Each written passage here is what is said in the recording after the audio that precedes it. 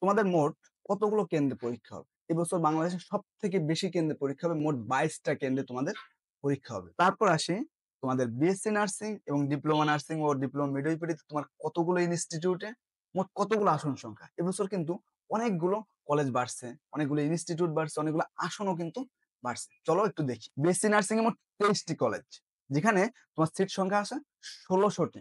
Diploma in nursing science and মিডওয়াইফারিতে 49টি institute এবং সিট সংখ্যা আছে 2855টি। ডিপ্লোমা ইন মিডওয়াইফারিতে 62টি ইনস্টিটিউট এবং তোমার সিট সংখ্যা হচ্ছে 1825টি। অনেকের প্রশ্ন আসতে পারে, একটি সিটের বিপরীতে কতজন পরীক্ষা দেবে? আমরা যদি বিগত দিনের যে পরীক্ষার হিসাবটা যদি আমরা ধরি, তাহলে তোমার যে বিএসসি নার্সিং যেটা, এখানে 15 থেকে 20 জন একটা সিটের বিপরীতে পরীক্ষা দেবে। ডিপ্লোমা নার্সিং এ এরকম 18 থেকে 20 জন একটা সিটের বিপরীতে পরীক্ষা দেবে।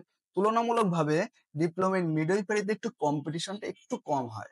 সেখানে দেখা যাচ্ছে তোমার 12 জন 15 জন এরকম মনে করো কম্পিটিশন করবে, বা 10 জন একটি সিটের বিপরীতে।